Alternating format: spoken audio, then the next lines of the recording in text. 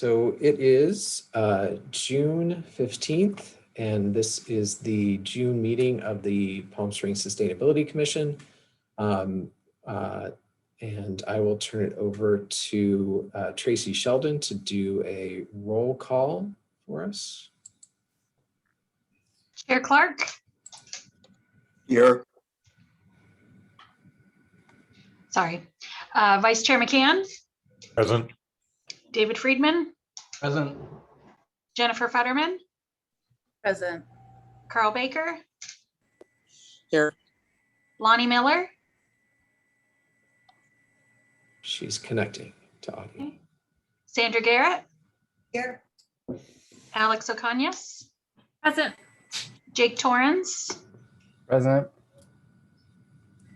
Greg Gauthier contacted us. He will have an excused absence today. Jim Flanagan also contacted us and he will have an excused absence today. And Commissioner Miller.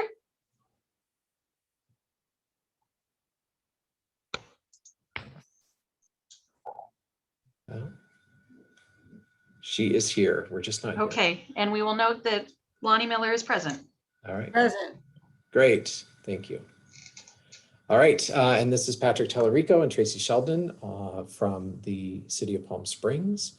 And we have no members of the public at the moment. So I will go ahead and turn it over to Chair Clark. I'd like to welcome you all to our June 15th meeting and remind you to please keep your microphones muted during the meeting and then raise your hand to be called to speak. I know that it's sometimes difficult to be seen if you raise your hand. So if you're not getting any response, please just speak up after a few minutes. We'll now move on to the acceptance of the agenda, which was emailed and posted on Thursday, June 10th. Are there any objections or comments on the agenda?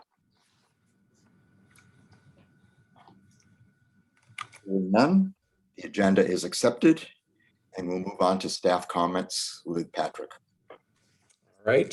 Thank you. So I did prepare another update memo.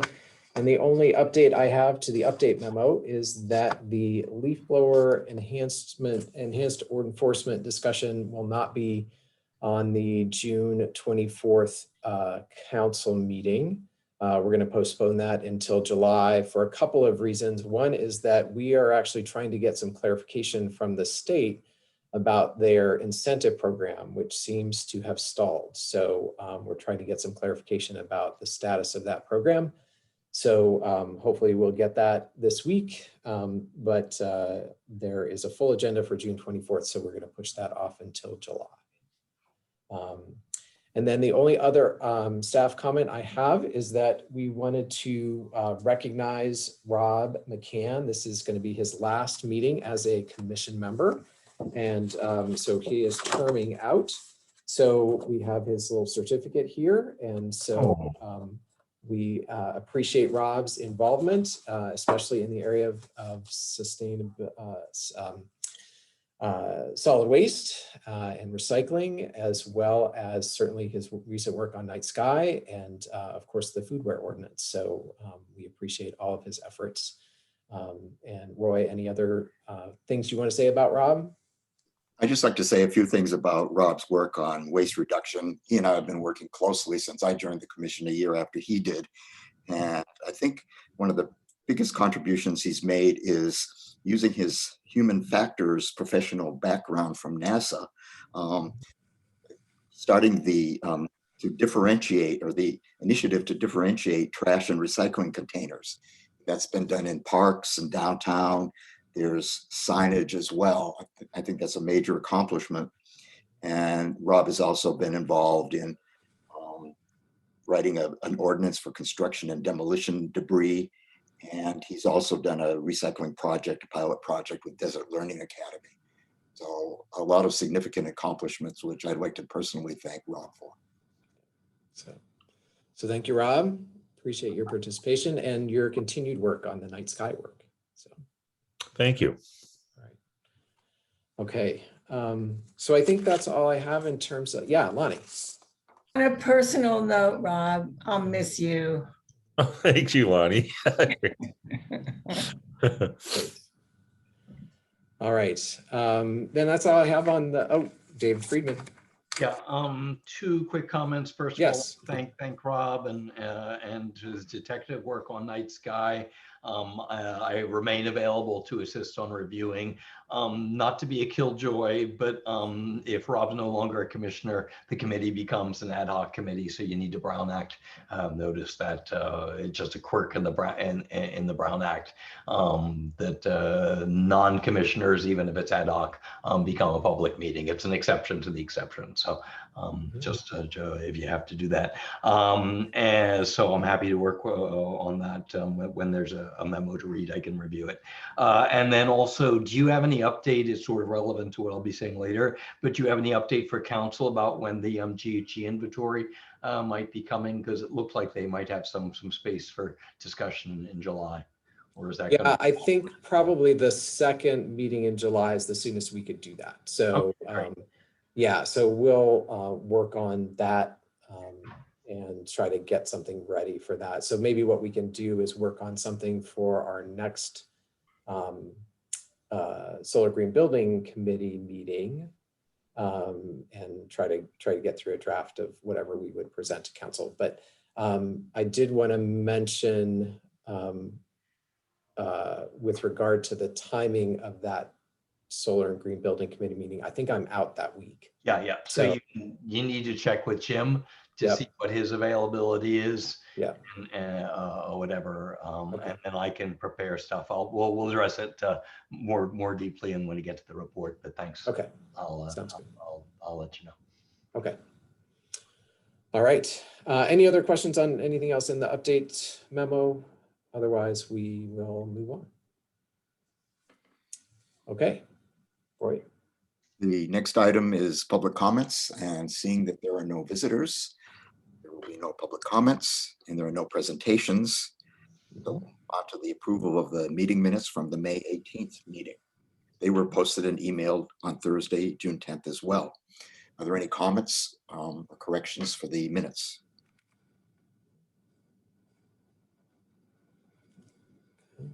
And hearing no comments or corrections, the minutes are approved. We'll move on to old business. The first item being the leaf blower ordinance enhancement discussion. Right. So as I mentioned, we are postponing that discussion until July. And so we'll be having another meeting internally to talk about the contents of the staff report. So that's all ready to go. But again, one of the key things that we have been promoting with regard to that program is the state incentive program that essentially provided electric leaf blowers and electric lawn equipment at deep discounts to buyers, to commercial businesses. And that program seems to have been suspended. At least our local providers, the two that are closest to us, have indicated that AQMD is not doing that at the present time. So we have yet to get an answer from them about the why that program was interrupted. It's my understanding that it still had money, so and they were working on some changes to it, but I didn't think that it had been suspended. So as soon as we get some feedback on that, we'll be able to go forward and do more promotion of that. So so more on that probably next month. So all right. The next item is the foodware ordinance update and discussion. Right. So yeah. Did you miss David? Yeah, just quick. Oh, Unfortunately, my neighbors continued. The neighbor's gardener continues outright getting the mail. So I'll let my neighbor know. But you know, this is this remains unfortunately a big issue where gardeners are literally saying, no, it's not against the law. And they, of course, wouldn't allow me to take a photo so they know it's against the law that I can send to my neighbor. But I'll alert my neighbor there. This is a second house for them that potentially if the gardener gets caught, you know, that the homeowner could potentially be subject to a fine. So right. And David, did you give us that address in the past? I haven't, the gardener's truck was unmarked, so I could not even sort of take a photo of the truck to let you know whether they're doing that. But I'll separately email you too. Normally they're there on Wednesdays, but they happen to be there on Tuesday. But next time they're there, because I can hear it literally sitting inside in my house, I can hear the leaf blower. Right. Okay. Yeah, just send us that note and we'll send a letter to the owner. And Jake, you had your hand up. Okay, great. Thanks. I'll follow up as well. I am curious if we've ever done any audits of HOA properties.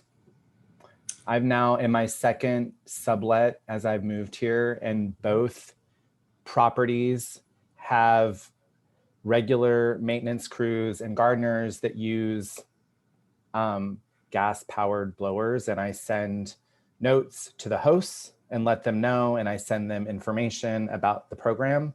But I'm just curious, like, to me, they seem like low-hanging fruit in the sense that, like, you have a very structured, you have a sense of governance, you have a controlled community, and yet anytime I bring it up, just even the neighbors that I'm meeting as I'm, a guest here, everyone's kind of like, oh, we didn't know, blah, blah, blah. So I'm just curious, like, I would not be surprised if you haven't already done very structured outreach to groups, but I'd be curious if there's a way to like reinstitute a more formalized audit program, perhaps like, hey, we're just here to do a friendly audit and then kind of cite it, or so that's my question. So we have not done a formal audit of HOAs, but they are usually the more responsive of the entities that we work with. So typically when we send them a letter, we call them, they're usually right on it. So either the gardener is doing it without their knowledge, or they have talked to their gardener in the past, and so it's sort of a repeat offender situation. So typically the HOAs and the communities that we work with are pretty responsive, because they're really responsible, right? So they're a business that are employing these people, so they need to be really on top of it. So I am happy to follow up with them if you would like to send us a separate email with the property location so that we can reach out to them. And we can also, what we typically do with code enforcement is we kind of give them names of locations that we think have pretty common use of gas leaf blowers, and they patrol them a little more regularly. So we can, if we get that information, we'll happy to pass it along to them too. So, yep. Hey, Patrick. Yep. This might be something we could bring up at a 1PS meeting, because I know definitively that Rogers Ranch Group, which is all the condos on Sunrise near Vestina, they would be on this Monday morning. Others maybe not, but I think if we reached out at 1PS, we might get a lot done without sending out emails and anything else, speaking to some of the neighborhood works real quickly. So I have made a few announcements to 1PS in terms of I was on last week, I heard you. Yeah, so it's I try to talk to code enforcement, public works regularly, and that kind of thing. So I think they're pretty well in tune to it, and they have actually been a great help in terms of disseminating information as well. So yeah, I'm happy to. And again, I think I'd like to get some clarification on the state program too, because that's a big part of helping people comply. So as soon as we get that clarification, maybe we'll do another round of outreach, especially to some of the neighborhood communities and that kind of thing. Yeah, Lonnie. So, I've questioned a number of times how come it is that you got stuck with this, Patrick. But what it reminds me of is the recycling reminders that PSDS thankfully gives to the public on a regular basis. More than annually, I believe. Yeah. With flyers, with things not only on their website but also in the mail. Do they do in the mail? Anyway, they're out there with their stuff. But I don't see, I just don't see that as your job, you know? And so I would like to see another party within the government that is there to get this information out on an annual basis. Could get, you know, forget this thing about, you know, I'm sorry, but it's not going to work to be charging these people. All we're going to do is we're asking them to do so much already that we're going to alienate them about their blowers. I don't think so. You know, I just think we need to be a little bit more professional about it. And I think PSDS is a good model for that. Yeah, well, and that does go to one of the first things I talked to Tracy about when she came on board was what I would like to do is do more of a regular newsletter, like a sustainability newsletter, because I think we have so much turnover in the city with regard to property ownership and things like that. And we've got so many issues that change regularly that I feel like it warrants at least maybe twice a year message to folks that says, here's reminders about certain things that are ongoing, and then here's new things that are coming up. So so we'll work on that and get something out soon on that, because I agree. I think the need is out there, especially if we pass this foodware ordinance. That's going to be big news, and everybody needs to know about that. So yeah, so I think that's definitely a good approach. So. Well, Tracy, if you're out there, oh, there you are. Yeah, it would be so appreciated. It really, really would be. And Liz Hernandez on BSDS, you know her, it wasn't that difficult.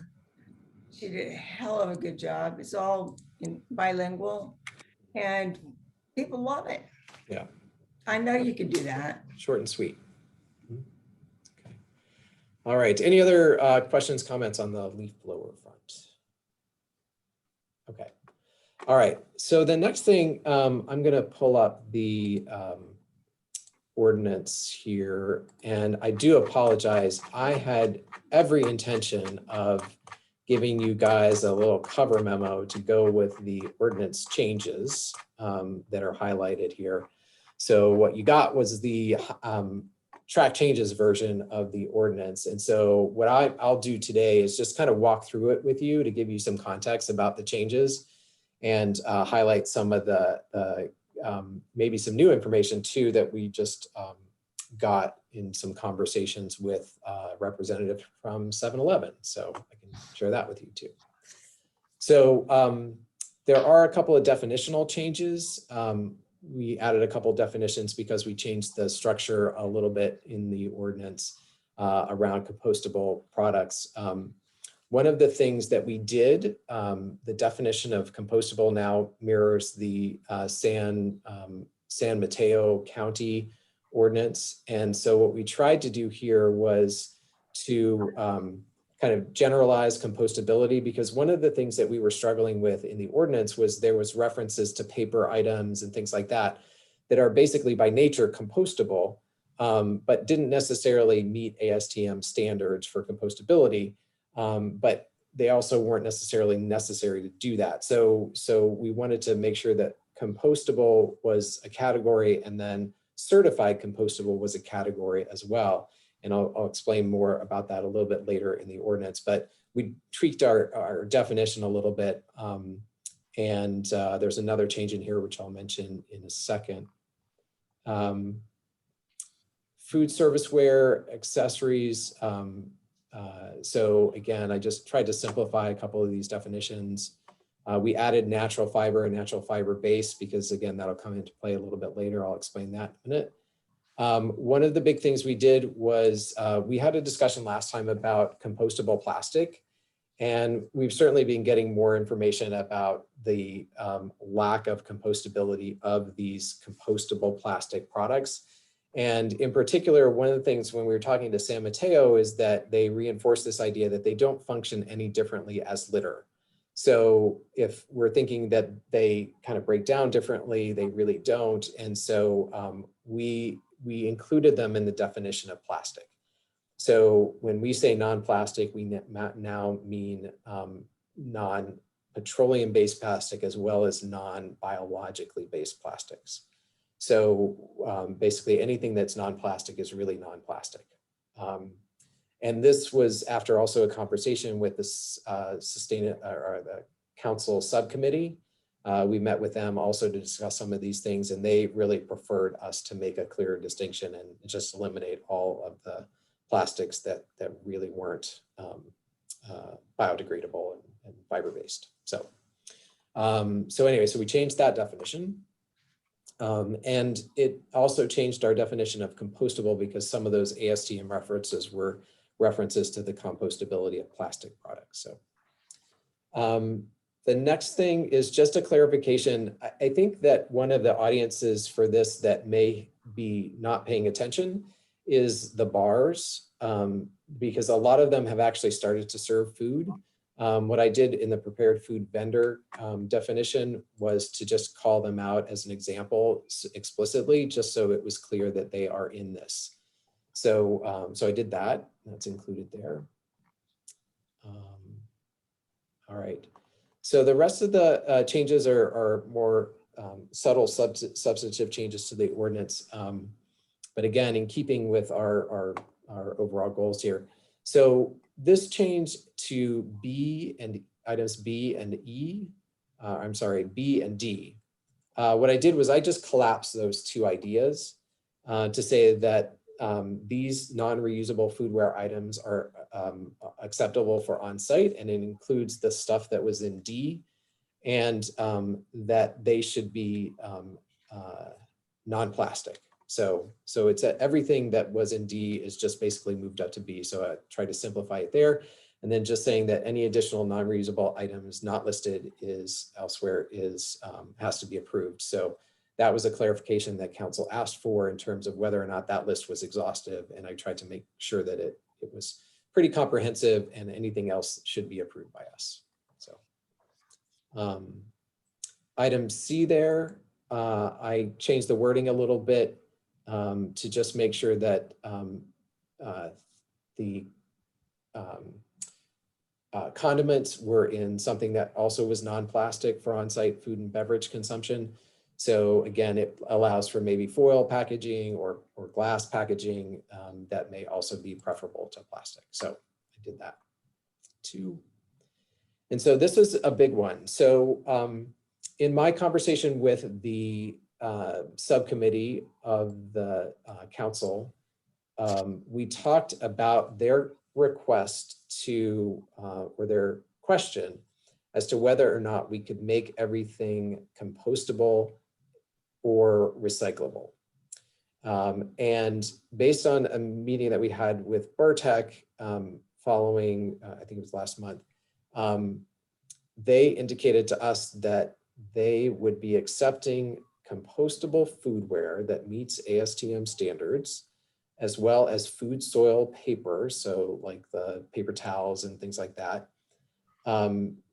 cardboard, in the composting program that we will start when we start implementing SB 1383, so the home composting. So based on that information, and we're going to meet with them and talk about that process a little bit more, but it seemed like we could move in the direction as many other cities have moved, which is to require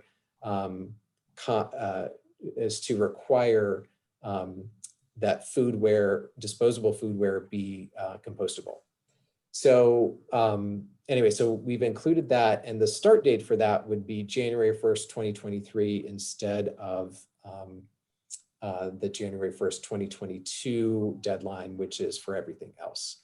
So it creates sort of a tiered implementation system where, for example, we go from eliminating polystyrene in January of next year, and then allowing some plastic for next year. And then in 2023, we go to all compostable disposable foodware. So I'm gonna pause there because I threw a lot at you in that section. So any questions about that, comments? Yes, Lonnie, and then Carl. I would like to know who is on the subcommittee. It is Jeff Kors and Christy Holstich. And I would like to know, I'm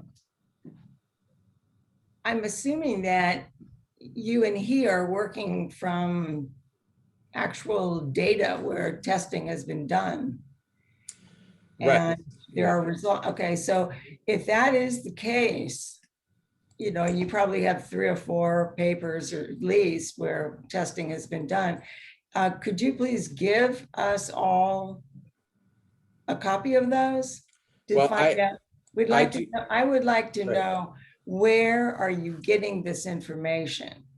Okay, so this is based on feedback from Burtech, and so we will work with them to That get some doesn't mean too much to me. detail. Right, we'll I get some mean, just because detail. they're gonna be taking our compostables, supposedly. Mhm. Yes, Okay, there. but we yeah. don't know what they're gonna be doing with our compostables, do we? Right, so we're gonna get some more information on the process that they're gonna use up at that new location. So, and again, this is the direction that most other cities are going, and they have been able to manage this process. So I can try to get some additional information from them as well in terms of how that's working for them. So, Well, it should be out there, don't you think? I mean, if we're yeah, going yeah, that direction and other people have, then there should be some, you know, there should be at least a dozen articles out there. I'd take sure, 3 or 4, you know? right. Right. All right, we'll pull something together on that, Carl.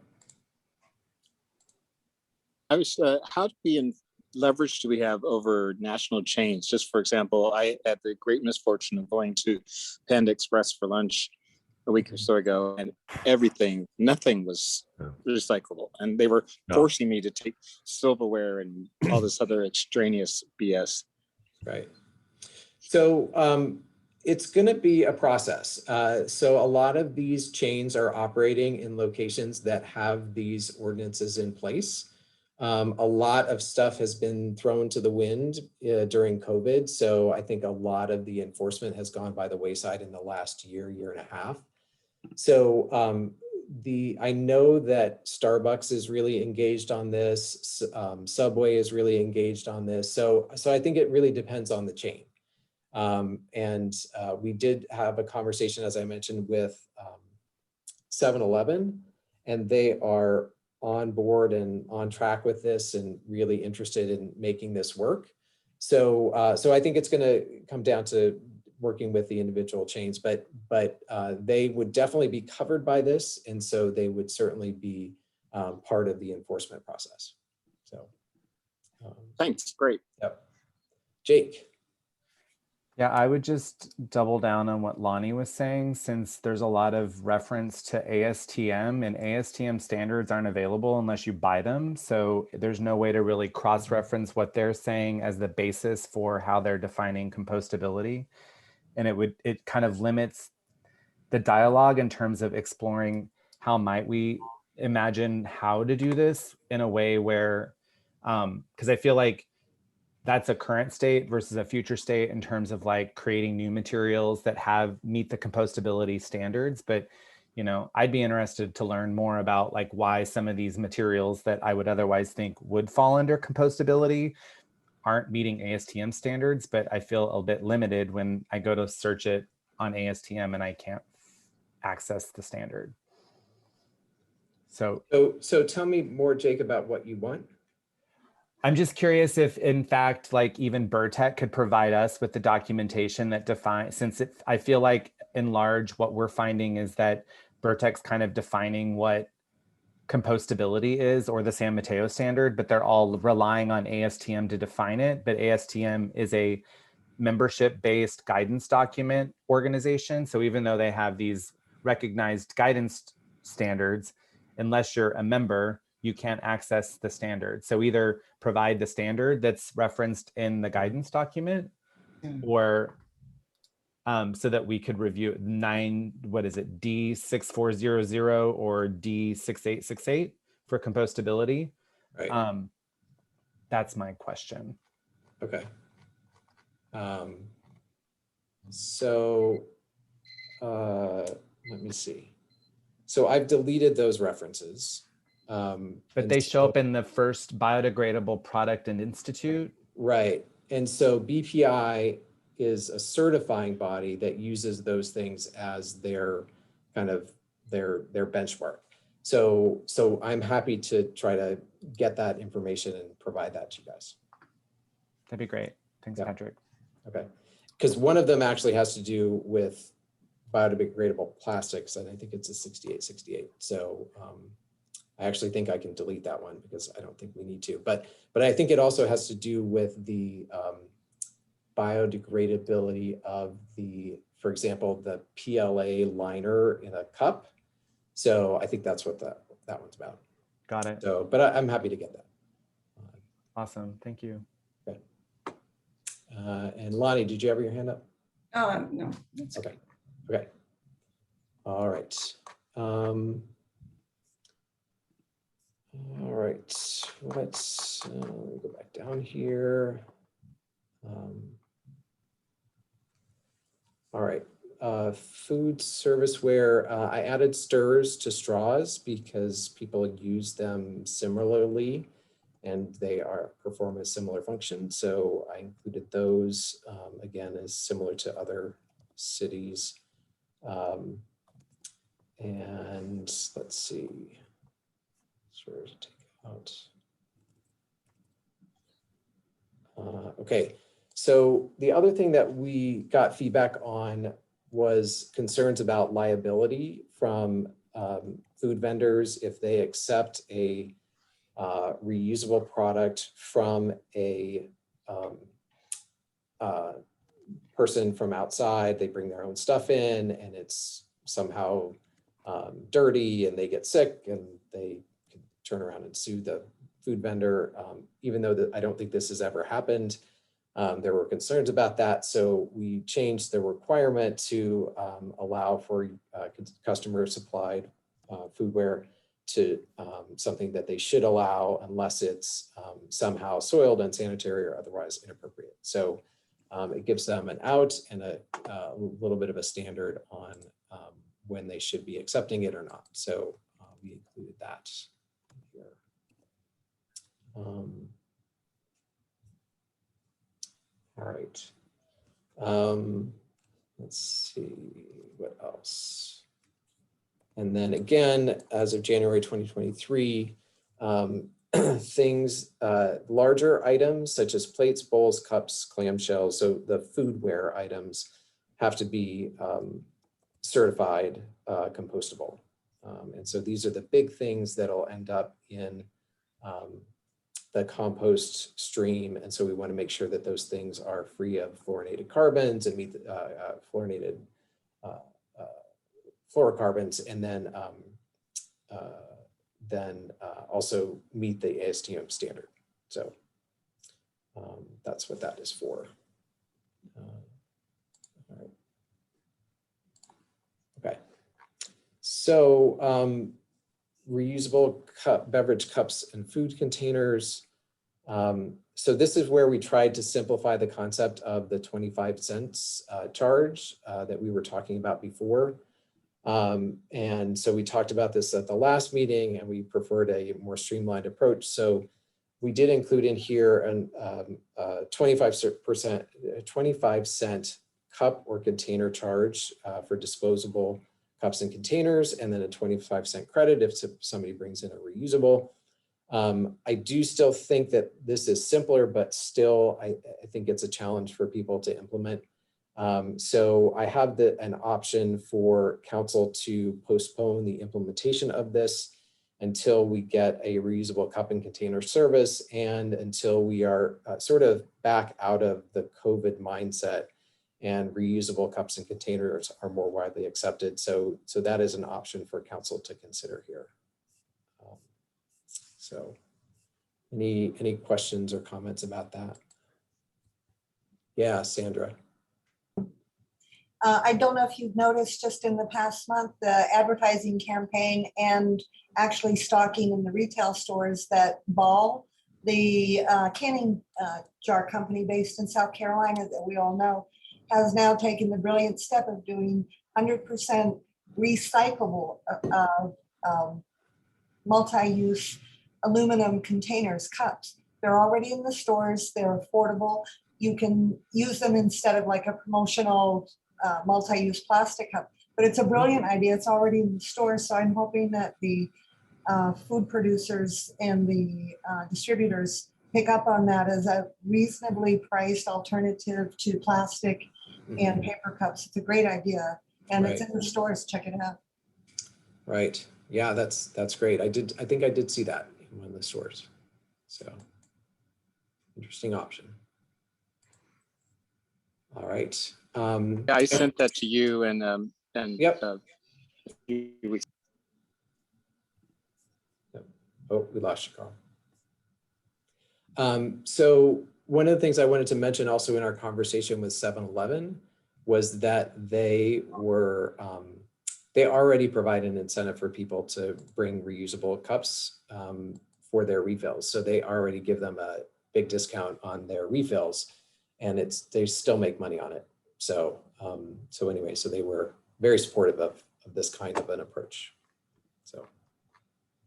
Patrick, from a public safety standard, there is one issue with that if it's a fountain beverage, because if your lips have been around the edge of your cup and you put it on the lever to the fountain, you're contaminating the fountain for the next user.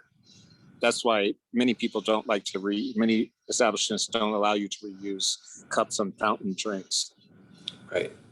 Right. So they would have to have a system in place that met the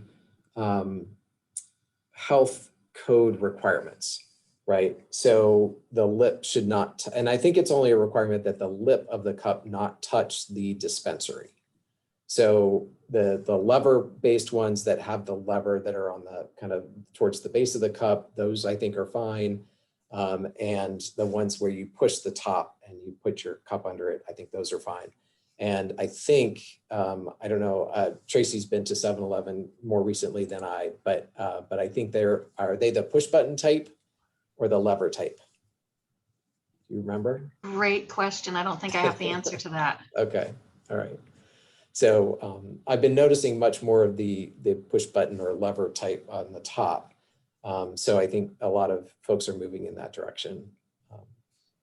So, all right. Okay, and then the waivers and exemptions. So one of the things I mentioned last time, we were going to clean up the language around the, if you are on some sort of a state program that you didn't have to pay that fee. And so this just clarifies how that process would work in a hopefully a less confrontational way. And then again, making sure that if somebody met any one of the following criteria, then they could be potentially exempt from one or more of the requirements of the ordinance. And so this came up in two contexts, like for example, in the context of a Slurpee straw, which serves a function. So we would want to probably work with 7-Eleven to see if they could find a better alternative to maybe their regular plastic for that one. But most likely that has to be a certain shape and a certain material to perform its function. Same thing with the Great Shakes guy. So he has a very specific product and it has to be the straw has to be of a certain size and a type to actually function. So those are the kinds of things we would want to look at on an individual basis to see if we could find an alternative for them. So yes, Sandra. I think that straw is in that category that they use for boba, which there's a shortage of now. So the straws are out there, but they do work for the thick shakes and the gourmet shakes and all of that sort of products. So same thing, I look for boba if you need. Yep. Yeah, exactly. Carl. Just a social equity question. I'm a little uncomfortable with saying I receive food stamps, so I have to prove to some random person when I'm buying a soda not to charge me another 25 cents. Right. So the way that this is worded is through the use of a payment card, a voucher at the point of sale, which is a fairly typical process, is my understanding. So I think that this follows a lot of the way that this is done currently for all of these programs. Yeah, I don't know how it works at all. Okay. Yeah. I just didn't want someone to have to stand out and embarrass themselves. No, I think it's a fairly typical purchase process, I think, is my understanding. Yeah. Thanks. And even a lot of them have debit cards now too. So Jennifer. I just wanted to say, I think coffee has a wide straw that was plant-based, which would probably work for the Slurpee. So could talk to them. Yep, I agree. I think and there are more options coming out every day, which is really nice. So in this space, I think there's been a lot of innovation. So, okay. All right. And then I think that's about it. And then I just edited the effective date to accommodate the compostable component. So, all right. Any other questions on the foodware ordinance? So what I'll do is I'll try to get you guys some more information on the compostability and the standards for that. And I will be happy to send that out to you guys. Lonnie. Thanks. I wasn't really going to bring this up, but I think it's in case people are starting to feel sort of lulled away about all these options that we have. It's interesting that before COVID, we were all about giving the customer, either they pay a quarter or whatever, a straw or a spork or something like this that they could take with them and use. Again, they stick them in their purse and use them another 20 times. And it wasn't about what's recyclable. It was something could be reused, just like in the old days, you know? But we take a cup there and, you know, they'd fill it up. And that's where our thinking was, okay? So then COVID comes along and we have all this takeout food and we get all these little packets of, you know, ketchup and this kind of thing, okay? So in another generation, we see that people are starting to think, oh yeah, this is okay, this is fine, and not really connect with what's going on, what they're saying, and what they're thinking. Oh, hey, this is compostable, so that means we just send it to the compost facility, and that's exactly what we have been doing already in Palm Springs. Is our PSDS has taken the food waste from the downtown restaurants, at least the ones that have decided they want to even participate. A lot of them are kind of pissed off about it, but they've taken this and they've trucked it a round trip 60 miles, probably, you know, I don't think they're using RNG, and they're leaving it there with the idea that all of this is going to be composted. Now, I went down there and saw what they have, and they've got tremendous amounts of plastic bags and other sort of plastic things. And I don't want to, I know I've already probably gotten into that before, but there is only one compost place in the whole Coachella Valley that will actually that does create industrial grade, good, not mulch, but actual compost that you can grow your tomatoes in, you can grow your peas in, and they're not going to die, okay?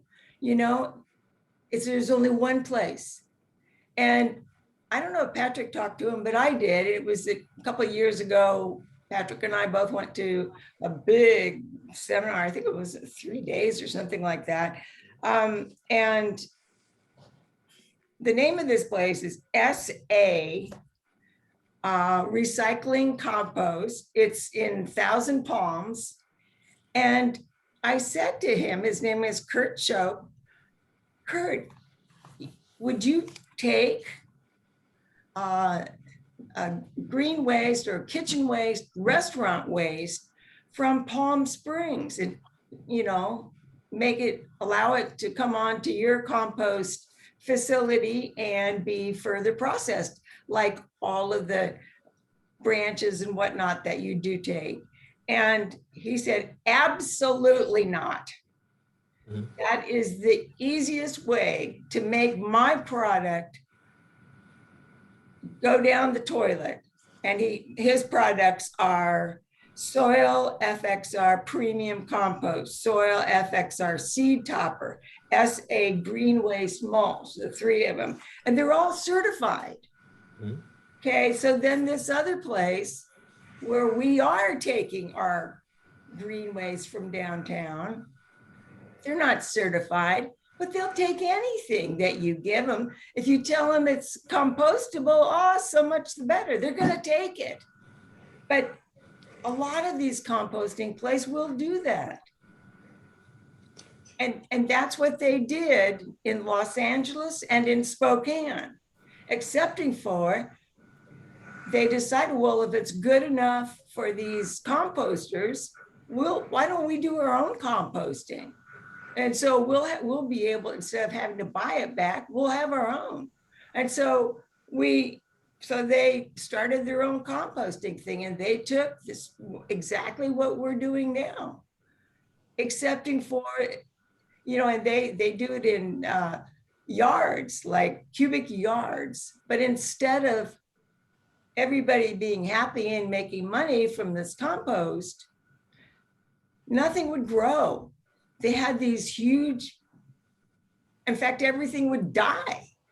And what they found out, both places almost simultaneously, is that they had clopyralid, which is an herbicide. Well, a lot of the compost places, as it turns out, get some of their waste, not all, but get some of their green waste from forestry, from the forestry industry. And it's loaded with all kinds of stuff, the clopyralid, all of the stuff they're dumping on fires now, that's with it. And all these toxic waste, we've got, you know, asbestos, we've got not only herbicides, but pesticides, heavy metals, bacterial pathogens. Oh, wow. And other chemicals. I mean, but that's okay. They'll take it. Somebody will buy it. It has been bought. And they've had really bad outcomes. So LA and Spokane stopped right away. But they got a really bad rep. If you're in that business, they got a really bad rep. Well, the place that we're sending our stuff to right now has a really bad rep. None of the master gardeners will get their anything from it, not just compost, but even mulch, because it's contaminated. It's not good enough for farmers. And that means it's not good enough for any of us. And I would have one of the clarifications I would make is that we do take all of our green waste to SA Recycling. That's where most of the green waste from the city goes, the stuff that's collected from Palm Springs Disposal. So they are that facility that you were talking about. And so the food waste, as my understanding, goes to Coachella Valley Compost. And that is kept separate because it is food waste and it is not mixed in with their green waste, because that gets them a lower quality product. So right, it's more contaminated. And they're an organization that has no, what is it? The US Composting Council seal of testing assurance. They don't do that. And a lot of the composters here don't do it either. So basically there's a lot of these places all over the state that, oh yeah, sure. If you say it's compostable, well, that's great, we'll take it. Mhm. I'd want to see some documentation on that. And it's interesting because all of this has come, all these compostable whatevers, the food items. This has all happened since COVID. No, it's been around for a while. Well, I mean, there has been around, and all the ones that were around we found out very quickly that, yeah, it'll break down if you want to give it 100 years. Or Right. yeah, it'll break down, but That's not the kind of product that we're talking about. We're talking about the products that meet the ASTM standards, which is a 90-day standards, which is longer than some places take in their processing. And so that's why we were talking to Burtech about, okay, what's your process going to be? Because if it's going to meet the standard, then are you having a process that actually meets that timeline? And they do have industrial composting. And so anyway, so again, we're happy to provide more information on their process. But Roy. This discussion has gone on quite long. Could we move on to the next topic? I don't think we'll solve it tonight. Right. So we'll provide you with more information on the composting questions that you had. So as soon as we get that. All right. So I think that's it for the ordinance. So the plan is to take that forward to council on the 24th. And again, we'll try to get you that information as soon as we can in case you have any additional comments. So. Very good job, Patrick. Thank you. All right. Okay. And then the next item, Roy, is on the Sustainability Scholarship Program. And I think you guys got the update there. There were no real questions with regard to anything that we got requests for reimbursement for. So I think we're all set on that front. And David, just a comment, we did have an inquiry from one person about the home energy audit, and we'll follow up with them to find out what their status is, because we did send out a last call notice to all the people that had expressed interest in the sustainability scholarship. And so I'll try to see if I can find my records about who that is and follow up with them too. So. Thanks, Patrick. I think you just answered the question that I had noted, is that there's been notice to the public that, that as of July 1, the scholarship is transitioning to support foodware. So people, anyone else is sort of notified about that? Well, we haven't really done that notice yet. And so we will do that as soon as we wrap up the 2021 stuff. The thing I want to do is I'll grandfather in anybody who's expressed interest to date and hasn't gotten their stuff done yet. So we'll try to get that stuff through, because really the money just carries forward. So, but we'll do a marketing push with regard to foodware and other sorts of things as we go forward with that program. So okay, and I think the DC had actually mentioned the home energy assessment, so we can continue to work with them to publicize that. Yeah. And I think we said that that's $5,000 in the new fiscal year budget, correct? Yeah, I think we were going to set 5,000 aside. Yeah, that's fine. Okay, that's fine. Obviously, we'll continue to push that. Okay. Thank you. Mm-hmm. Okay. All right. That's it. Wait. There's a question from Lonnie. Lonnie? Yep. Thank you. This is still on the Waste Reduction Committee, which I see is changed its name. This is number 8. Could you talk about that? Number 8. Mm-hmm. Number 8. Number 8 on what? On the subcommittee report. Oh, we haven't gotten there yet. Oh, sorry. Yep. My mistake. Yep. Yeah, I think we're about to get to the subcommittee reports. Actually, what's our next topic, Roy? It's new business, city-funded turf conversion projects. Okay, so that will be a quick one too. So I did go and talk to the Measure J committee about funding some turf conversion projects into the future. and making a concerted effort to do more city projects that would convert turf and do energy efficiency efforts on outdoor areas. So they were supportive of that. And so we're just working out with our finance folks how that works. So they were supportive of the idea, but it's still a little unclear to me how that money flows and how it gets officially authorized. So there's been questions from other offices about it as well. So we continue to talk about it internally, and I think we're going to develop a little process for how that money gets distributed. But my goal is to make sure that that turf conversion process almost becomes like the capital improvement projects at the city, where we've got like a list of things we want to get done, and over a 5-year period we work through that list and get continually funded through the city's budget. So that's my hope for that program, and so more to follow on that in terms of when that funding is available. So yeah, David. Just be useful, as I mentioned, when there sort of is a wish list to work with DWA, a sort of a wish list of potential budget to work with DWA and see what funding may be available, and in particular grant funding because of various state bonds and resiliency and things like that. So it'd be good to sort of partner with DWA on. Yeah, that's an important point, because they do have their incentive program and they budget for that every year. So if they know we're doing a big project, then they can kind of incorporate that. I think they'd appreciate sort of the heads up and the advance notice, and it can be taken to the board if necessary.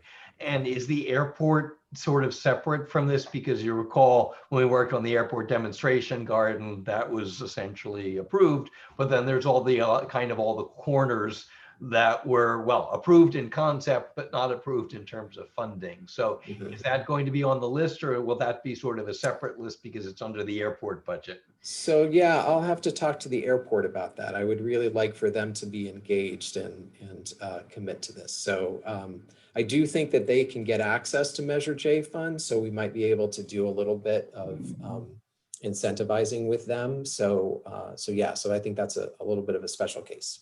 Okay, yeah, you can follow up with them, and obviously they've got, not sure they would carry over, but they've got lots of CARES sort of funding. Whether that would be eligible, not another story. But right. They might have some Okay. there. Yeah. There's no more discussion about new business. We'll move on to the subcommittee and commissioner reports. And the first one is the Standing Subcommittee on Solar and Green Building. David? Thank you, Chair Clark. So as usual, a lot going on. Last month, I attended 3 days of Energy Commission public hearings on the 2022 Energy Code, a workshop on building decarbonization, which is one of the key elements of the state's energy policy. And I included in the committee report slides from the building decarbonization workshop. And you had a chance to look at the slides. Energy efficiency is one of the 7 broad building decarbonization strategies. And as you saw in the committee report, SCE spoke to us at the committee meeting 2 weeks ago, and they're launching a commercial energy efficiency program that's summarized in the committee report, and they're just waiting for a CPUC approval. So on a parallel track, and as I've been mentioning, the Energy Commission is strongly encouraging local governments to focus on energy efficiency for existing residential buildings. It's not directly an energy code topic. There's some on retrofits, but it's mostly for new construction. And the recently adopted Chula Vista existing home energy sustainability ordinance is being promoted as an example. And there's a sort of seminar webinar on that on July 1 that I'll be attending, as sort of a model for cities to follow. So the State Codes and Standards Program, which is financed by the 3 electricity IOUs, so it's SCE in our zone, San Diego Gas and Electric and Pacific Gas and Electric, together with SMUD in Sacramento and LA Department of Water and Power. So they've got a team that's been working with me that's developed a proposal for an ordinance that's based on Chula Vistas. And the core point is that it would require homeowners who are pulling building permits to carry out certain energy efficiency upgrades.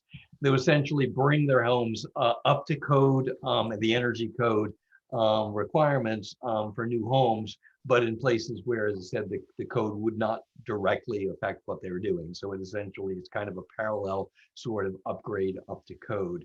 So I've been working closely with a consultant who worked on the Chula Vista ordinance to sort of see what effect that would have. And just looking at the one slice that sort of based on permit data, and as best as we can interpret the permit data, it would save millions of dollars. And most importantly, it would reduce community-wide GHG emissions, which is of course our goal, and energy consumption. And when it's 118 degrees as it was today, and everyone is using their air conditioner, it's really important for insulation to reduce the amount of air conditioning that you're using. So that's sort of the core of the proposal. I'm requesting commission to recommend that the proposal be submitted to City Council, part of the GHG inventory staff report that Patrick just mentioned, for them to provide direction to continue work on the proposal, conduct outreach, and then bring a draft ordinance to council for consideration. And kind of like the foodware ordinance, this would definitely benefit from having one or two council members to sort of sit along, just as we had sort of, Patrick, before you arrived, the council member Coors and then council member Middleton as planning commissioner, and then as city council member. We worked very closely on the solar policy, and I think we gained a lot from that process. So that's essentially it. I know it's a lot of materials, and we can simplify it when it goes to council, particularly the attachments. It came in several different tranches of data, and the work to be done is to work with the consulting team to sort of harmonize the data, because they changed their format between single family and multifamily, and the period of homes that are covered. And so I was dealing with that last week, where they kind of moved the goalpost on me a little bit. And so what I thought was going to be one simple printout from the Energy Explorer ended up being several different documents. So Patrick, that's probably the core work to be done, not so much on the substance, but simplifying the proposals and taking to a list and saying, this is what we can do, these are how much money you'd save, and these are potential exemptions. So that's certainly something I would want to do before it goes to council, is simplify the attachments, if not necessarily the substance of the memo. So I'm available for any questions you have. I said it's a lot of materials. Since it's a request for the commission to make a recommendation to council, I can make a motion to that effect, or we can just sort of, I think it's kind of clear, the goal is to get this in front of council for them to sort of say, yes, continue work on it. I think the goal is to get it into a package that goes to council so that they consider a variety of options. So I think they need to consider all the different components of what it would take to reduce greenhouse gas emissions or reduce electricity demand, whatever their goal is, to say, here's a suite of things that they could consider, is my understanding of how that would go forward. Okay. Well, I guess the question is sort of what other work needs to be done. I mean, I can focus on this part and simplify it. There are obviously more options that I didn't go at, which are kind of following the Bay Area approach, which is heavily prescriptive and fuel switching for new construction. That's obviously an option that council could consider, but it's a lot more work. And I'm not sure the council sort of wants to sort of, bite that, start working in that approach. So certainly in terms of green buildings, this is kind of, what we can do in this specific area that I think matches what we have in Palm Springs, which is a lot of older energy efficient homes. And that's really what I focus on. And then other folks can work on, any of the other things. Right. And I think that's what we started to talk about at the last solar green building meeting, was that, we need to also start to think about what are any transportation related kind of measures they might want to adopt, and that kind of thing, to consider other ways to reduce those greenhouse gas emissions levels. Okay. All right. But I guess if this is going to council, by the July 22nd meeting, obviously there's a short deadline. I can sort of do my part and sort of tighten the attachments, the memo can be simplified because there's a lot of footnotes to explain why the data came in different tranches, and that can be simplified. So I can work on that. If we're going to have a committee meeting, I can certainly have it ready for that. But anything else in terms of transportation would have to be, a whole separate track. So I'm not sure whether it's, whether that would delay until September, or, that's sort of your call on anything beyond sort of green buildings, because that's my focus on, Sure. So where do you want to sort of go to this? I mean, I think that's clear that we want to get this to council together with the package, and I'm happy simply to, tighten up this section of it. And then we can work on, any of the other stuff, in terms of, whatever we might be able to do in transportation and EVs. But that's a whole sort of separate issue. So, is that sufficient direction for you to sort of, for me to continue work, on just tightening up the data, which I need to be done. As I said, I got it in different portions. Right. I think that needs to be done regardless. So yeah. So I'll work on that. I'll start working with the consultant. As I said, the memo won't change and you can, take a large portion of the memo that I wrote, and you can turn that into your staff report. That honestly was done, Patrick, so that you don't have to sort of hit all of that stuff. And a lot of it was in the climate action roadmap staff reports. Of course, you'll recognize it. So you're welcome to literally do a copy and paste, so you don't have to sort of set the policy goals. And it was written so you can do exactly that. So it's there. And then I can focus on the specific proposal, which is kind of the core of the memo, but only 2.5 pages, and shorten that and work on consolidating the data. Right. That'd be great. All right, Lonnie, you had a question? Just quickly, David, I don't think that you're at all working at the right pay scale, but I sure hope you don't stop doing what you're doing, because you're doing a hell of a job. You really are. And I've admired it for years now. And I just want to tell you, I know it's a big push, but please, please, please stick with it and get it done. Yeah. This is a lot of work. I know you will. Yeah.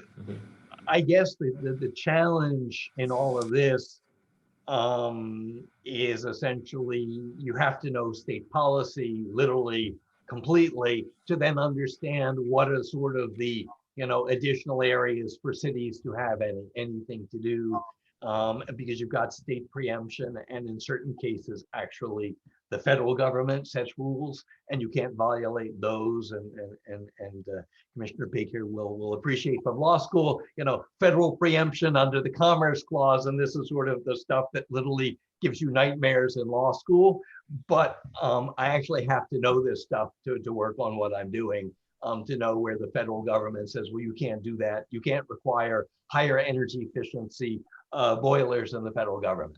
I mean, it's bizarre. That may change under the new administration, but there are really complicated state and federal rules that you have to know before you can even start putting something on paper. So thank you, Lonnie. I appreciate it. It's a lot of work, and I've been, fortunately the state actually would like to see it done and has made consultants available to help me do it. And David, I don't know if you saw your email, but we did get a comment from Jennifer Cusack from SCE. Oh, okay. I'm sorry. I was gardening. Yeah, that's okay. Just basically supportive, but had some edit to the language. So I'm forwarding that to the full commission so that you guys can see it. Okay, that's fine. I did not. Did you send that? Hold on here. I'm forwarding it now, but you were on there. Okay. It's to your Roadrunner account. Oh, okay. Sorry about that, because I didn't see it on the that hasn't come through. It may have ended up in a different folder. I'll look for it, because I didn't see anything in the there it is right there, 556. Oh, it just came through while we were on the commission, while we were on the meeting. Okay, great. I just saw it. Thank you. All right, I'm sending it. Yeah. Okay, that's fine. Quickly continue to provide technical assistance. That's good. Today, all electric homes. I mean, that's obviously something that council can, provide direction on. Talk about my pay scale. That is way beyond my pay scale, but obviously that's an option. And that's clearly where the Bay Area cities are going. But it's a lot more work than I'm capable of doing. And council would have to provide direction and probably get a consultant on the city's dime to help work if they want to go in that more prescriptive direction. But that can be among the options for council to say, and the two of them are not, this applies just to retrofits. The all electric is largely for new homes. So that's what the Bay Area cities are doing. And the Energy Commission is obviously approving all of those ordinances.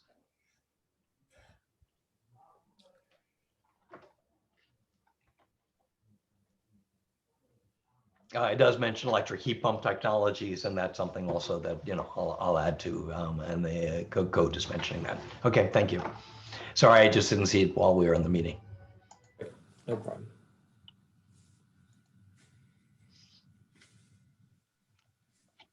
Before we move on to the next subcommittee, I'd just like to comment that, yes, David has done a tremendous amount of work on solar and green building activities. I think one thing that I have the impression of is that the state is a lot further along with electrification activities, laws and so forth, than it is with activities relating to transportation. And I think we have a lot of catching up to do to figure out ways to make improvements or decrease our carbon footprint related to transportation. That's one example. Yeah, that's a whole separate area. Other than EV sort of encouragement, and of course we got those. So we, what program there is, we've done that. And the Green Building Standards Code has somewhat more robust standards for EV sort of stations, and we've done that as well. So we've kind of met the state where it is on that, and anything else will require a lot more work in terms of housing and encouraging mass transportation and things like that. I will be attending the listening session for the General Plan Steering Committee on Thursday. There's one going on right now at myself. Thank you, David. Any more questions for David or anything? Okay, Patrick, I'll start work on that and keep you updated on sort of where we're going. Okay. Thank you. Now we'll move on to the Standing Subcommittee on Waste Reduction. Patrick. Okay. So I think I tried to capture most things in the report there. Just an update, we have started to schedule some very specific meetings with PSDS to talk about the franchise agreement update and to work through some of the questions that are popping up in terms of updating that agreement. So we're trying to move that forward for the next couple of months. So we'll be working intently with them on that to incorporate 1383 elements as well as other refinements to the franchise agreement to make it better. So working on that and continue to do that. There was, I can't remember if this happened before our last meeting or not, but the state did extend the deadline for compliance with 1383 or enforcement of compliance with 1383 at the municipal level to January 1st of 2023. So they gave us basically an extra year to get into compliance with 1383. We aren't slowing down our efforts in any way, but they're just saying that they're not going to start enforcement action against cities if you're not in compliance before the end of or on the January 1, 2022 deadline date. So anyway, and I think that's necessary partly because the there's a huge backup, I think, in the equipment arena, just getting equipment and getting trucks and all that kind of stuff. So there's just a delay generally in the system of getting set up for this. So that is on that front. And then the other thing I was going to mention, I think, was, just let me look here. What was my other item I want to hit on? Oh, the downtown trash and recycling containers. So Tracy's been hard at work at labeling the downtown trash or the downtown recycling containers with the signage that we had developed previously and you guys had reviewed. And so those are up in the core part of downtown. And we also, Tracy worked really hard to get stickers and labels put on the box tops for the temporary recycling containers that will be rolled out hopefully tonight with the first Village Fest. So it's the first time we will have temporary recycling containers next to the temporary trash containers. So Well done. hopeful that promotes some recycling consciousness at our events. So we'll plan to use those at Village Fest whenever we have that on a regular basis. So that all happened. And then Lonnie, you asked about item number 8, which was the community composting stuff. And you might have a more of an update on this than me, but we've been continue to work with the composting group to get information really to Parks and Recreation, which is the ultimate kind of audience for this project, because we are going to need some space to do composting and gardening. And so the group met and they have been refining their vision and their plan. They also met with Stacy Schaefer, who's in charge of our facilities and maintenance, to talk through some of the elements of the project and to talk through with her kind of the implementation aspect of it. So anyway, so that's all moving forward. And I think the next step is for that group to meet with Cynthia, who is the head of our Parks and Rec department, to talk a little bit more about location and siting and all that good stuff. So, and I am working to develop some draft language for the franchise agreement to allow for some community composting activities. And so that is still in process. So that's where we are with that. Yeah, Lonnie. Well, I'm the liaison for that group. And I have to say, you did a great job in going through things. Yeah, I wouldn't have read it that way, you know, because it doesn't come out in your writing quite that way. But one of the things I think, and it really blew me away last time, is when you said, well, you're supposed to talk about this now. And you're titling it Composting Grant. And I don't know why you're calling it grant, because the city of Palm Springs is not giving them a grant. No grant has ever been discussed. As a matter of fact, they do have grants already set up. Right, that's how this started. So that's why that title is there. It's been there since we started talking about this, because it was actually originated from the idea that this community group was going to apply for a grant, and it was sort of a public-private grant, and the city would say that, yes, we're supportive of this idea, and then they would get money, and then we would do a project, and that's how it would flow. So that's why it says that. Oh, okay. Well, let's correct it now, because I remember that there was actually somebody that did come to the city, and that's where the grant first came out. There was somebody else, and now that person has disappeared, and so this seems to have been oozed over to this new group. But in fact, what it's called, and it was voted upon, is Coyote Cooperative Compost and Gardens. It's kind of a mouthful, but you get the idea. They voted on this thing, they brainstormed it, and they had an official vote. So that's what it is. And they continue to meet, and they're continuing to draw in some amazing people. Mhm. And one thing is that, yeah, the franchise agreement, what's that about? I thought part of the thing I'd like to do is kind of educate you all, unless you already know this, as to what is at issue with this particular franchise agreement. So the city has the franchise agreement with PSDS, but what the Coyote Cooperative Compost and Gardens wants to do, they want to have a specific language in that franchise that allows them to be kind of to be an entity on city-owned land, and that they can have somebody can be in the group that goes and picks up composting material like green waste that we're talking about, picks it up and then takes it back to the facility.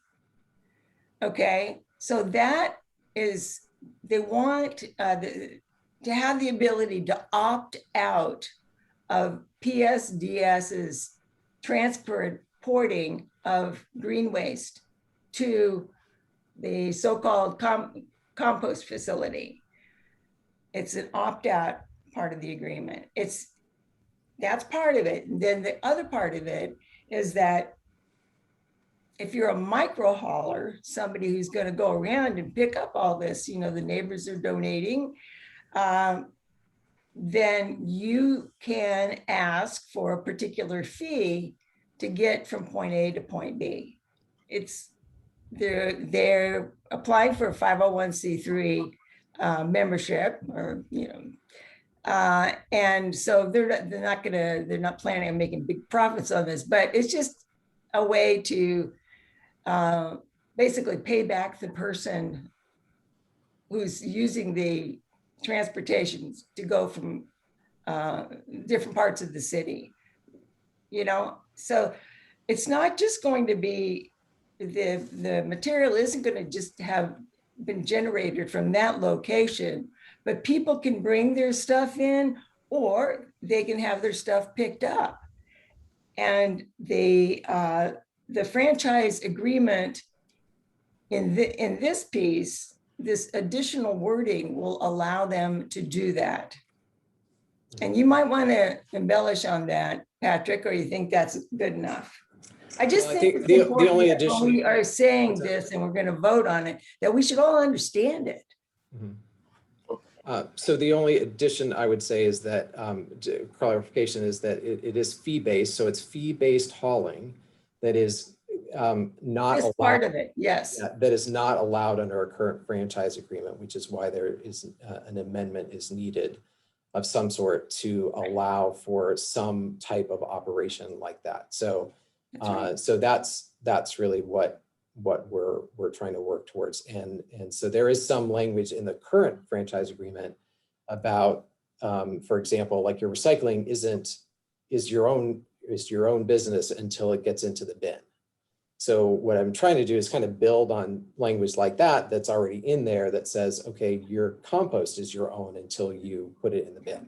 And so that would be a kind of a consistent way to talk about that. So, but It's again, not like it's never been done before, though. no, In it's fact, not. they have given, they've submitted to you a couple of reputable organizations and their wording on it. And of course, we have our attorney, blah, blah, blah. It'll get done. And I know you'll be able to make sure that it's done just right. I think that was going to be, and then also this meeting that we had with Stacy, and then Parks and Rec was not able to make it at that meeting. But apparently, according to Stacy, they do this all the time. Yeah, Stacy didn't convey that to me. She said that she expressed concerns about the fee-based hauling in regard to the franchise agreement. So I'm not sure exactly what she was referring to with that. So we can. It's, you know, it's like a minimal fee, basically. Mhm. Yeah. We're talking about, you know, hot dogs at the stand, you know. Right. Right. So. Okay, that's all I have on Jake, that. did you have your hand up? I do. Oh, Oh, I'm Jake. sorry. Yeah. I was just going to add that I also thought that one of the benefits of this coalition was to address the fact that a majority of this, well, not, I can't say a majority, since the PSDS hauling agreement is only going to cover units of 5 or less, but we still have a significant housing stock in this community that's these large condominium developments. And so I'll still underscore that one of my recommendations to the coalition has been to address the gaps in our compost collection program such that it would make it even more enticing, such that PSDS didn't see that this was in conflict with their area of purview, but in fact, it's actually to supplement this purview and build out an economic development model and such. So we're meeting on Friday, as I don't know if Lonnie mentioned that. So I'm also on the committee, the coalition, and Oh, yeah. I think that it's important to point out that I think that really, you know, the franchise agreement is just red tape to make sure that everyone's protected, that we can still operate with the city with a functioning contract. But then also, I think the group itself, if in fact it can't sustain itself if it's purely volunteer based, and that if in fact it's also going to supplement something, I think we just need to do it in a way that provides opportunity that the group itself can sustain itself, and also address a gap in the requirement and the state ordinance that we're trying to comply with and how that's being implemented. So I just wanted to add additional color to what Right. Lonnie So was saying. I'm glad you raised that. So one of the things that came up in conversation, I think it was with the subcommittee, was that, so if we're going to move people towards compostable foodware, then it probably makes sense to provide compost or food waste service to multifamily in addition to individual residents. So it's something that we've been talking about a little bit with PSDS to just say, you know, how would we do this? What would this look like? So anyway, so I think we almost have to expand that service to multifamily. And so I think that that's probably something that will end up in the 1383 changes, even though it's not required by the state. Again, if we're moving in this direction, that would be a whole swath of the city that wouldn't then necessarily have access to dispose of their compostable foodware. So anyway, so that's sort of evolving. So we'll see how that goes. But I do think it is an option for people, and a welcome option for many who might want to do that do their composting in a different way. And we've certainly gotten a lot of interest. Like we get a person or two a week calling about, how do I compost my food and that kind of thing. So I think there is a lot of interest out there in it. So I don't have any doubt that it would be a popular service. Yep, Bonnie. Plus, this is different compost, a different kind of Right. composting It's a different product, yeah. than what the Coachella Valley composting facility does. This is the real deal. And I think people will learn how to make that distinction. Mhm. And if you haven't seen the movie Kiss the Ground, was it Kiss the Ground? Kiss the Earth, Kiss the Ground. Kiss the Ground. It is fabulous. Everybody should see it. Kiss the Ground. Mhm. Woody Harrelson narrates it. It's really amazing. And it's basically, the bottom line is we need to be putting living plants into the ground,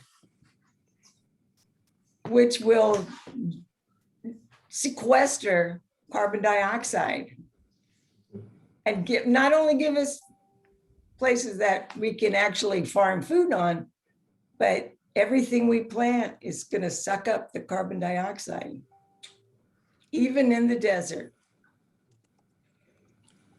All right, I think that's it for the committee report. think.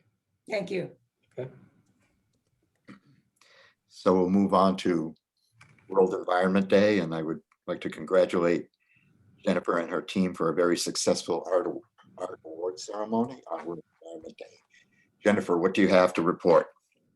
Oh, I'm so happy. I have good stuff to report. So you got to watch it, Roy? Watched some of it, yes, thank you. It was a little bit long. This was our first virtual art award ceremony. So considering Mercury was retrograde, I think that we pulled it off pretty well, pretty seamlessly. The art contest itself, we got a little less than 130 entries.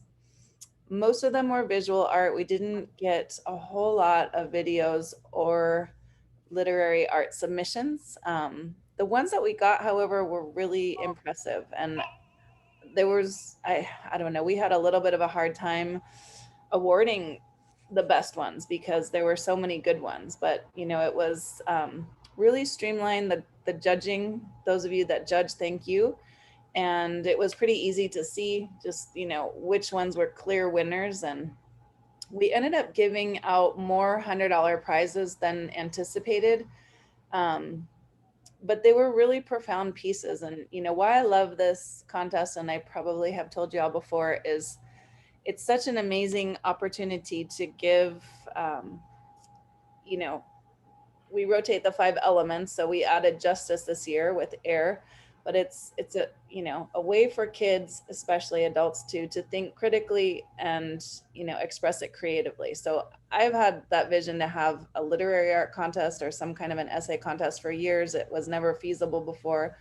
You all helped make that happen. So to have the performing art as well, I think, you know, it just gives more opportunity for expression.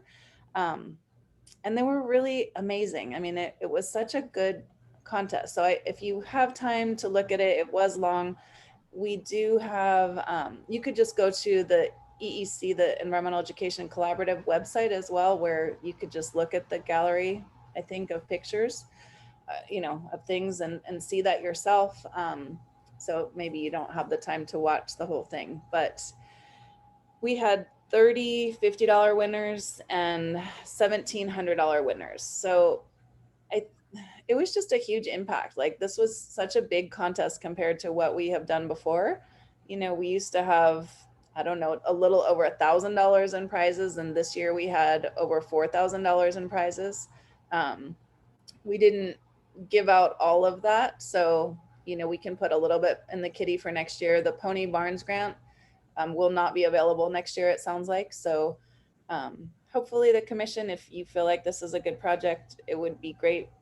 I mean, I love supporting it. I love that we're a part of this. I think it's a really good way to, you know, support our community. And it's, you know, it shows that we're, you know, working with more than just Palm Springs area, but the greater Coachella Valley and Riverside and San Bernardino counties. So it's pretty far reaching. Hopefully next year we can get more interest, and, you know, maybe next year we'll be able to do a World Environment Day celebration. We had 54 attendees at the award ceremony. So that was significant, you know. So Inlandia Institute is a new partner. They focus on the writing. So, you know, that was just great to have a new partner that's really excited to do this with us as well. So we can grow this program. If any of you know of anyone that we can approach for next year, I would like to start raising funds for the awards sooner than later, just so that we can, you know, get that ready. I think that we have so many good projects to show why it would be. I hope that there's a lot of interest. So I think that's it. Any questions for Jennifer? Lonnie? Just a comment. I was just reading where our bus service has extended their contest for artwork. They want to, I'm not sure what the age range is, but they want to have several art pieces that they blow up and wrap around the bus. Awesome. How fun. So If I can get that information, I'll try to get it to you and maybe you can pass it on. Well, that would be interesting, even if some of the artists, could possibly enter, some of the winning submissions that we had. And I was really excited also. I didn't say, but there was one writing piece that did have to do with the Salton Sea, which I was really hoping somebody would address that, and there was a lot of, coronavirus stuff with masks and, I Can't Breathe with George Floyd. There was so much with this year. And we may want to also keep up with the justice theme. I feel like it's really important right now. I think it's good to get kids thinking in that way as well. So that's so cool, Lonnie. I love that idea. That would be so neat to have. Thanks, Jen. Thanks for doing that. My pleasure. My pleasure. This is, I think, the 15th year that I've done it, and it's always just been visual art. And so it's so cool to have, to have more to offer. Thank you, Jen. The next is the Ad Hoc Subcommittee on Walkability and Pedestrian Planning. Patrick. So just a quick update. The consultant is really working on consolidating the information from the surveys and the meetings that we did. I did meet with them just today to review their product. We were supposed to have a community advisory committee meeting next week, but we're going to postpone that a bit while we refine the data set that we're going to present to the community advisory committee because it's not quite ready yet. So anyway, so we'll have that community advisory committee meeting in July, and then the next step would be to have a public meeting, like a town hall type meeting, similar to what they're doing with the general plan update, and so to get some broader feedback. So that's where we are with that, and it's just a lot of data to get through. Thank you. The next is Ad Hoc Subcommittee on Bicycle Routes and Cycling. Jake, do you have anything to report? I do. Thank you, Roy. So we met a couple of weeks ago in the park to talk about the current plan, et cetera. The notes itself are pretty well descriptive in terms of what we talked about. I will flag that I added a few more edits to the document before it was submitted to Tracy. So I think our notes will get updated to include those. And I think Jim had reached out to Tracy, if that's not, that's correct, yes? After we. That's correct. It was just after the deadline. Right, and that's my apology. I'm sort of loose on the protocol, so I apologize. But I wanted to bring in, I mean, he had generally had sort of captured the spirit of what we talked about in terms of kind of leveraging what other cities have had successful and how do we kind of start to collect data, since we know data drives decision making and it's really important to support all of the different initiatives. But and then how do we prioritize what's going on? Because a lot of our conversation had to do with, as a new, community member, I wanted to be respectful and sort of figure out like, where have we started to talk about sort of like cycling and mobility access, et cetera, and choices and sort of its sort of history here in Palm Springs. So I got a lot to learn. And what we started to find out was that we had a big groundswell back in the day, and we actually have an active transportation plan that called out many things around sort of cycling and mobility. And then I think that then given leadership and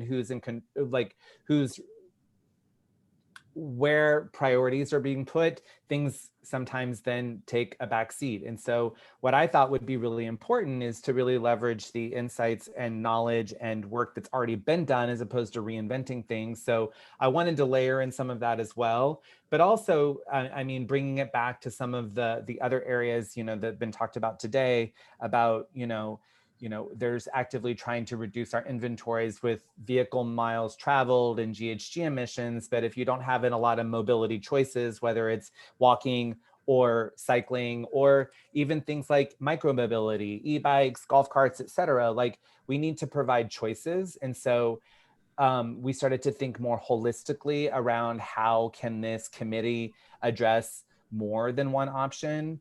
reaching out to other community members like the Chamber of Commerce and Hospitality and Tourism to really, it's always enticing to just, well, not even enticing, it's a bit of a distraction that you always hear the people that want to be the Debbie Downers and say, oh, why is this a bad thing? Why are you going to take away this parking lane? Why are you going to put this in?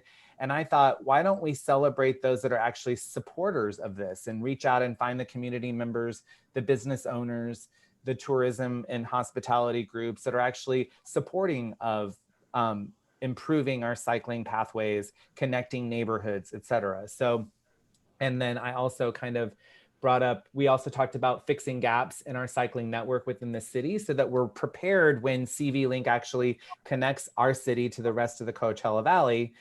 What's the point of doing that if we still have not improved or increased cyclability of the city? Then all of a sudden it's just this big, great highway that you can get on a cycling network, but no one's cycling already. So while they're building that out, which there's a lot of funding there, I think we need to figure out where we play and where others play. And so I think really trying to figure out where we can create an identity, a cycling community, mobility, making it, transforming it to a matter of choices and safety, and things like that. So those were sort of the spirit of the conversation. You can see at the end, we talked about, very explicit types of activities around, different short and long-term goals. I still believe that if we were to encourage our city council to promote joining the Vision Zero commitment around sort of broadening these horizons where it connects a lot of the different topics that we've brought up today in our commission, it creates a more holistic sort of approach to options that don't just fit in one particular silo. And I feel like all these things that we tackled today and in the Sustainability Commission are cross-functional. And if we address access to safely getting around the city, having choices, et cetera. So that's just a choice. That was just a suggestion, but also like really making sure that we connect the cities, have better signage, et cetera. I saw in the staff report that Patrick put out that there actually been an approval around different signage. And so that's going to be rolled out over the summer. So that's great to hear.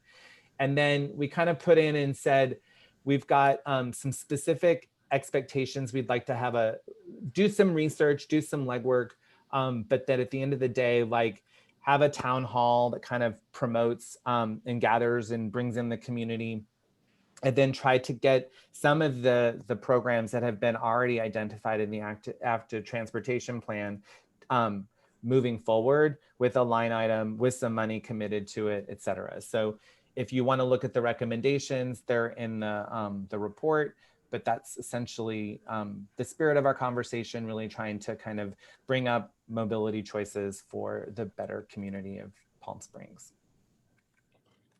Thank you, Jake. Are there any questions or comments? I just had one on the bike share comment. I don't know.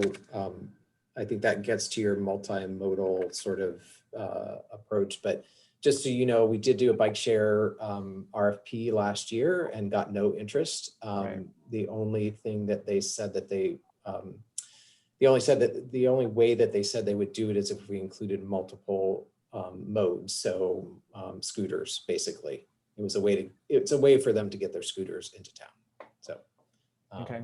No, that's a great point. And I remember you bringing that up before. That actually reminds me though, I had met with over the Memorial Day weekend. I had a friend who is part of the California Transportation Commission that was in town, and he was mentioning that there's also interest in these types of touristic areas to bring in multiple modes. So I think that while yes, maybe we had not a great reception for these types of demonstration projects, I think that, maybe we just find a different way to bring in more options. And I think we just keep trying to build out capacity. But I agree, like, let's not beat a dead horse, but at the same time, try to find a way that's a multiple win for people. So thanks for bringing that up, Patrick. Thank you. Moving on then, the next is Ad Hoc Subcommittee on Night Sky. Rob? Yeah, I wish I had a more final report for you all tonight. We were going down that path, and I was going to do a revised document. Roy and I discussed it, and it was going to go back just to the commission level rather than to council. And that was where I was going to kind of leave it when life got in the way in kind of a messy way and interrupted me. And I have had to spend the last 8 days in Canada. So it's not complete, and I will be working on it, even though I'm leaving the commission on a more informal basis, and hopefully somebody will be able to present it to you next month. Thank you, Rob. The next is Ad Hoc Subcommittee on Strategic Planning and General Plan Update. So I don't have much on the strategic planning front, but I did want to mention you guys have talked about wanting to do a little offsite, and I would like to combine that with some strategic planning efforts. And we thought that maybe September timeframe would be a good timeframe to do that. I think this is going to be a request to all of the commissions and committees to do something like this, but ours is a little bit bigger deal. But it would be good to have some of that conversation. I think before that September timeframe, we could do more analysis like we had talked about with the subcommittee to kind of assess where we've been and that kind of thing. And so if we can work on that over the summer, then that would be a good launching point for some discussions about where we want to go from here in the fall. So that's my thought. And Carl, I don't know, have you been involved with the general plan update work? We haven't had any meetings at all this year. The public meetings are coming up. And so those are designed to get a bunch of feedback. So hopefully folks will be able to go to some of those because I think those are really important venues for sharing information and ideas. And especially, I think there's such a strong connection to sustainability and mobility topics and things like that. So I encourage y'all to get people out there to go to those. So. And the next one is Thursday at 5:30 at Demuth, and I'm already registered. Great. Is there, Patrick, while I've got the floor, quote unquote, is there a budget or at least a work plan? Are we going to try to update the sustainability plan in the coming fiscal year? Is that still kind of an objective? Obviously, that's, I think, one of the things that our subcommittee was kind of working on to do a massive edit and slim down and focus on what's achievable within the Sustainability Commission orbit as opposed to a whole bunch of things that are better in other departments. Yep, definitely definitely on the radar to do that. And yes, I have set aside some budget for that. Okay, so we can perhaps bring that subcommittee back to meet over the summer and plan work on that. Definitely. It'd be good to get that back on track. Yep. Okay, thank you. The next item is water conservation. David? Okay, me again. Lots of things happening at this morning's DWA board meeting.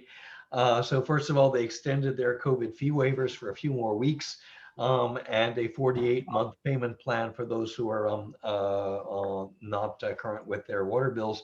It will be offered beginning August 1 when late fees will be reinstated. The board approved its FY21-22 budget. No increases for the fixed charge or water use rates are proposed at this time. And as mentioned last meeting, the board also approved the Catrell Valley Urban Water Management Plan and the Water Shortage Contingency Plan. DWA predicts having adequate water supplies through the 2045 final study year. Hopefully that will be a reality with no water anywhere. The other local water agencies, well, there's no water in the Colorado River and no water in the Delta. So there's basically no water anywhere. And what we have is all evaporating when it's 120 degrees. So that's a whole big issue. Anyway, DWA does think they've got enough water to meet the demand. And the plans were developed with the other Coachella Valley water agencies. DWA was the first to approve just because of the meeting cycle of April 15th, May to June 15th. The other water agencies will approve the plans before the end of the month. The urban water management plan will be submitted to the State Department of Water Resources by July 1, and the board adopted Ordinance 72, which aligns agency policy with the new water shortage contingency plan. So that's it for, when I gave them a quick feedback on the airport garden reading what Patrick, you put in your staff report, and once again, thank the board for their support on that. That's it for water.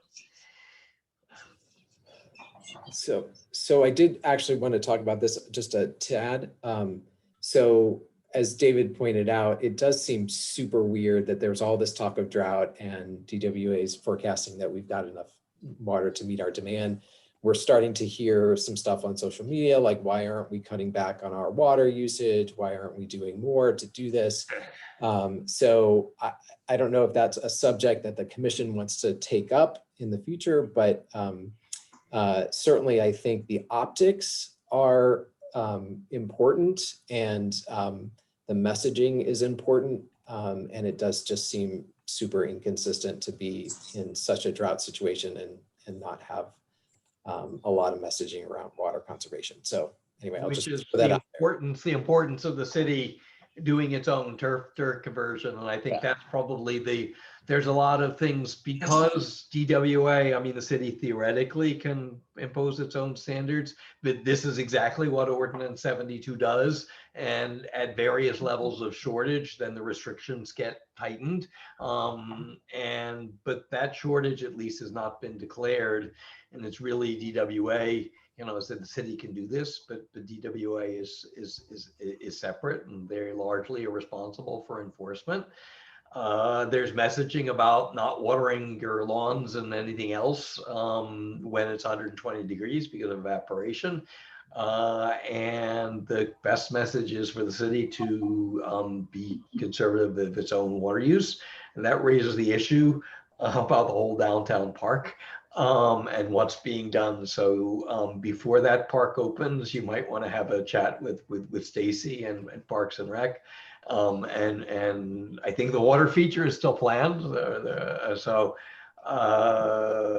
there's some issues around that. I mean, I heard that it was going to open, I think, in the fall. When maybe it won't be quite so hot and so much water evaporation, but that's an area. I think the best of the message that the city can do is on its own use, and then encouraging working with DWA, but getting out the message about when you're watering, etc. But it'll be somewhat difficult to impose restrictions where DWA has not imposed the restrictions. I won't say it can't be done, but that's a challenge. Yeah, I agree. But I'm happy to work with you and maybe sit down with you and Ashley and work on messaging. And you can come ping Ashley and we can have a Zoom meeting on that. And happy to work on that. Jake? I think Carl's had his hand up before me, but go ahead, Carl. Thanks, Jake. I was just going to echo Commissioner Friedman's response that the city could take action as an example by not watering during daylight hours and all of the routine, and even going on one of our local TV networks, and they're doing a lot of series on the Salton Sea. That would be a great tie-in to talk about water use in the future. It doesn't have to tie into the state, but just encourage people. I had my gardener change all of my watering hours this last week. So it's just a simple solution that we can all start doing today.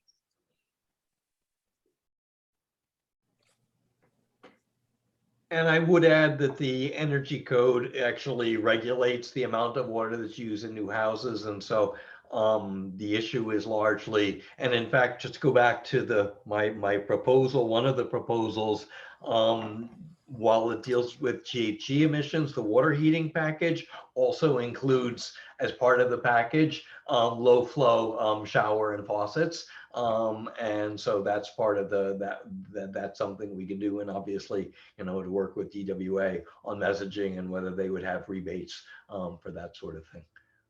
So that's part of the proposal. But new developments are actually quite water efficient, and we have the water efficient landscaping ordinance for any new development. So the issue is more existing homes. And the people who are complaining probably can complain less and take care of their own homes first. Was there another question or comment for David? I was Jake? just gonna double down on the be proactive about it. I think what people don't like are restrictions. And if we promote judicious water use, I think that's a great message to just show that like it's a lifestyle of living in a desert as opposed to like you have to adjust your water use under drought restrictions. This isn't like, these shouldn't be intermittent behaviors, which is tends to be when we have these drought restrictions that come out. It's always like, oh, well, I do this for now. We won the challenge, but then we continue to go and spray leaves off my sidewalk. So whatever we can do to kind of promote sort of the low hanging fruit, again, across the HOAs, et cetera. I went on a walk this morning, watched the maintenance people scrubbing palm like stuff, sap off of the sidewalk. It's like, is this really the highest and best? It's what they ask for because the palm, the berries will fall on the sidewalk and the HOA requires them to go and scrub all of the sidewalks in our property. And it's like, they do it in the morning and I'm like, why are you doing this? And I didn't ask them because obviously they're just there to do their job. But I just feel like whatever we can do to find ways to promote judicious water use and be responsible stewards of water, I think is a really good thing. So I just a comment to Jake's comment, and that's you should report it. They have they've got a really cool thing online for you to report activities like that. And I do it on a fairly regular basis because just walking around the hood, you know, you see stuff like that. And it's easy to shoot it in, you know, it's not just to Ashley, and they want that information. So that would be an opportunity to send that information in. And particularly washing down hardscape is prohibited. Oh, that is, yes. Oh my God. That's prohibited by state law, and that's been forbidden since the last drought. That restriction. Exactly. I don't disagree. I just think there's plenty of offenders that are out there. We just don't have enough time to go out and do all this enforcement. So yes, we can submit fines. I'm just trying to take a different angle and like not stare at the problem. Let's promote good behavior and model that and say, this is what we are and this is what Palm Springs stands for. And this is what the commission is promoting the council to promote across the city so that we're proactive, so that we're not waiting for the state and the governor to issue a restriction requirement. We've already prepared our community to say, look, we can see the signs. We haven't had a lot of rain. You can like turn on the stations. I mean, it doesn't take, right. What does it take for everyone to kind of, we're always reacting. Why aren't we proactive? So that's just sort of my overall statement. But thanks for the comments and I'll look into the ways that I think can your kind of idea is that. great.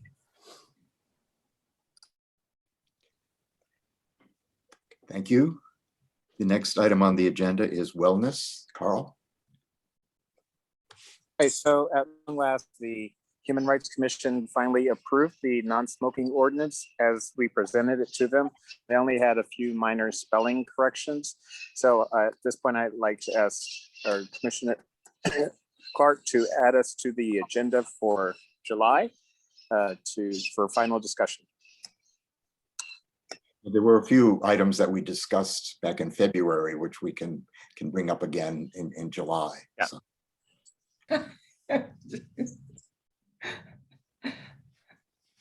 Thank you, Carl. And finally, Desert Community Energy. Quickly, the DC true-up period for solar customers ended last month. DC posted information explaining the process on their website, and Patrick and I had reviewed that. And thank you, Patrick, for your comments. The DC board will meet next Monday to approve its FY21-22 budget, and I'll report back at the next month's commission meeting. And Council Member Garner sent me yesterday a recommendation for a District 1 resident for the Community Advisory Committee. I emailed the person that Council Member Garner had recommended, and I'm waiting to hear back. That's it for DC. Any questions or comments for David on DCE? So the final item on the agenda is commissioners' comments and upcoming agenda. We'll go around and and see if anybody has any comments or suggestions for the agenda for the July meeting. Vice Chair McCann, do you have any parting words? I do. Simple and straightforward, and that's to thank all of you for your service on this commission. Since we're all volunteers and it's all our own time, it just inspires me that you are also dedicated to do this, and it's I don't know, it's a wonderful comment on humanity, I think, and what we like about our community and how we try to make it better. So congratulations and kudos to all of you too. Thank you, Rob. Commissioner Baker.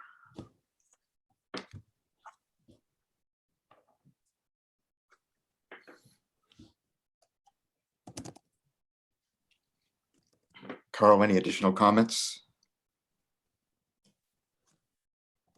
None. Thank you. Commissioner Friedman. Further, thank you. Commissioner Futterman. Nope, I'm good. Commissioner Garrett. Yes, a bit of good news. The state of Maine just passed the strongest safeguards against neonics in the nation, including banning of neonics for residential landscaping. So think about that, residential banning. So this makes the New England states the largest bee-friendly block of states in the country. Sadly, unlike California, they do not produce most of the produce or raise the most dairy and that sort of thing, and 90% of the world almonds. So nor are they in the path of the butterfly migrations, so which are now about 5% of their population and are officially considered extinct. So not to give up on this, but this is incredible news from the state of Maine, particularly the banning of these products for residential landscaping. It's a wonderful, wonderful precedent. So good news. Thank you. Commissioner Miller. Stay cool. That's We've got some hot ones coming and it's June. You know how to do it. Yes. Thank you. Commissioner Ocasio. Well, speaking of bees, I guess I should mention next week is National Pollinator Week. So if anyone wanted an excuse to plant another native plant in your yard, it's a good way to celebrate next week. Absolutely. And that's all I got. Thank you. Commissioner Torrens. Nothing from me. I guess I had one question. Is there a plan to host our meetings in person sometime soon now that the state's restrictions on in-person and all of that is changing, or are we still going to stay remote for July and moving forward? I think, yeah, the word that I've gotten so far is there's no intention to change yet. I have a feeling it'll be September whenever we do that. California has not changed any regulations, so everything for workplace remains the same as it was. They're meeting again before the end of the month, but still the word on the street is not much is going to change for businesses until the fall. Thanks, Carl. That's all I had. Thank you. I just have one thing that I wanted to bring up. The city clerk's office has informed me that at our first meeting in July, we should have elections for chair and vice chair. So I just wanted to ask people if they have people to nominate, to provide that information to Patrick and Tracy before our next meeting on July 20th. And at that meeting, we'll have an election for chair and vice chair. Where is that, a 1-year term or a 2-year term? It's generally a 1-year term. We've kind of gotten off schedule, but it's usually done in July when we have appointments made in June. So if there's nothing else, the next item is to adjourn. Our meeting will be on Tuesday, July 20th, again on video teleconference. If there are no objections, I will thank everybody and adjourn the meeting now. Thank you. Great. Thank you. you, Roy. Thank you, Roy. Appreciate it. Thank you, everyone. Good night. Good night.